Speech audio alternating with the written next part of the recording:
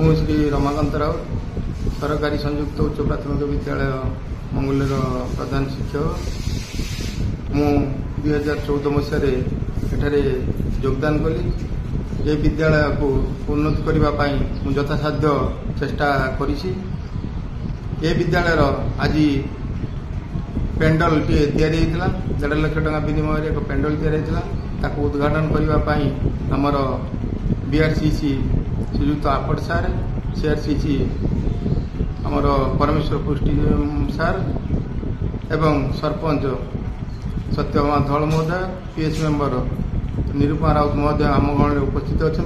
आम समस्ते मिसी ये पेंडल मंचटर उद्घाटन कलु। समस्त प्रतिश्रुति देले जे ये विद्यालय उन्नति से यथासाध्य चेष्टा करेंगे एवं आसंता 2 तारिख रे आमर सार जो अच्छा हुर्सी सार तांकर अवसर नेबे। तेणु से दिन आमर विद्यालय वार्षिक उत्सव एवं एक सांगर जो आमर वार्षिक उत्सव सहित विद्याकालीन सभार अनुष्ठित हो। एथर बहुत व्यक्ति माने आमर जो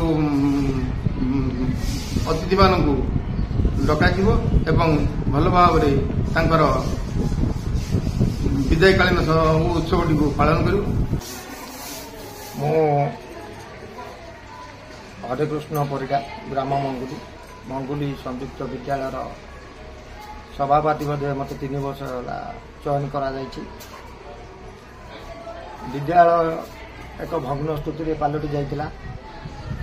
समर कालक्रमे आम 2014 मसीह जड़े प्रधान शिक्षक पाइलु जे कि रमाकांत राउत महोदय को आसवा पर माध्यम अन्य शिक्षक मान साहाय्य सहयोग ब्लॉक रु जिला स्तर समस्त साहाय्य सहयोग आज भग्न स्थिति पलटि जाइतिबा स्कूलटी आज एक उन्नतमूलक जगार जाकि पहुंची। जहाँ परिवेश ठू आरंभ कर विद्यालय श्रेणी गृह ठू पहुंची आहरी किसी बाकी अच्छी।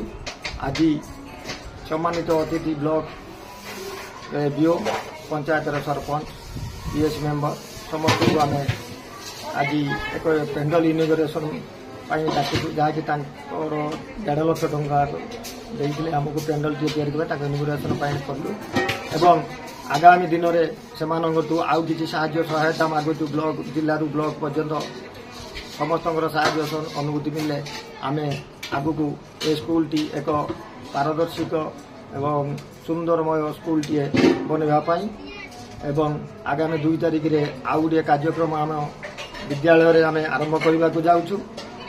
विद्यालयटी केमती सरस सुंदर हम एक उन्नत मानर विद्यालय हम अंचल विकासमूलक स्कूल भाव जमी परिगणित हो। तेणु आम जिला ब्लॉक रु पंचायत रु ब्लॉक रु जिला पर्यंत समस्त अतिथि मान को डाकी ए विद्यालय केमती सरस सुंदर करूँ से आम चेष्टा करूँ।